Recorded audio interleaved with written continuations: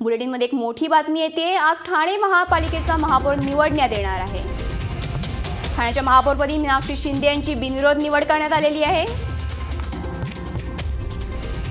शिवसेना स्पष्ट बहुमत मिळाल्याने महापौरपदी मीनाक्षी शिंदे यांची निवड झालेली आहे।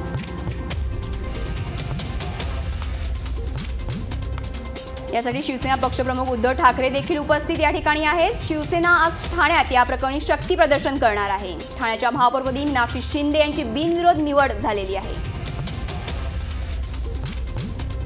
या प्रकरणी अधिक माहिती देण्यासाठी आपले रिपोर्टर ठाण्यात आज शिवसेना शक्ती प्रदर्शन करताय।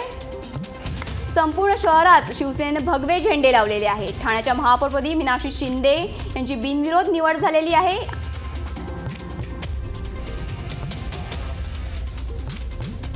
शिवसेना स्पष्ट बहुमत मिळाल्याने महापौरपदासाठी मीनाक्षी शिंदे यांचा विजय निश्चित मानला जात होता।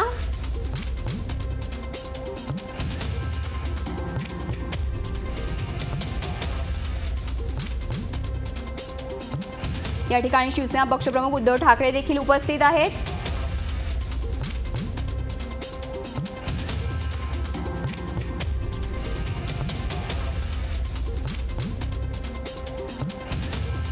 या प्रकरणी अधिक माहिती देण्यासाठी आपले रिपोर्टर शैलेश तवटे आपल्यासोबत आहेत। शैलेश, शिवसेनेच्या मीनाक्षी शिंदे ठाण्याच्या नव्या महापौर झालेल्या आहेत, काय सांगाल?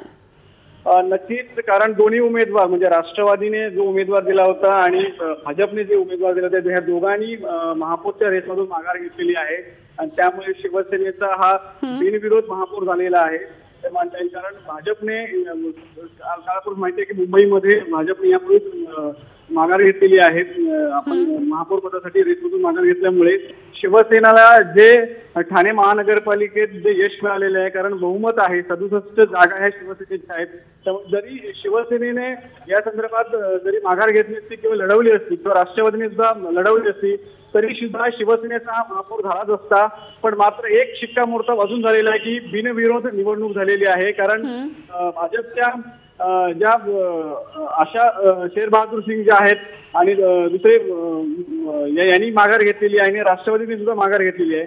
त्यामुळे भाजपच्या शिवसेनेच्या या मीनाक्षी शिंदे या महापौर झालेल्या आहेत। धन्यवाद शैलेश दिलेल्या माहितीबद्दल। राष्ट्रवादी काँग्रेस आणि काँग्रेसच्या उमेदवारांनी माघार घेतल्यामुळे आता शिवसेनेच्या मीनाक्षी शिंदे या ठाण्याच्या नव्या महापौरपदी त्यांची बिनविरोध निवड झालेली आहे।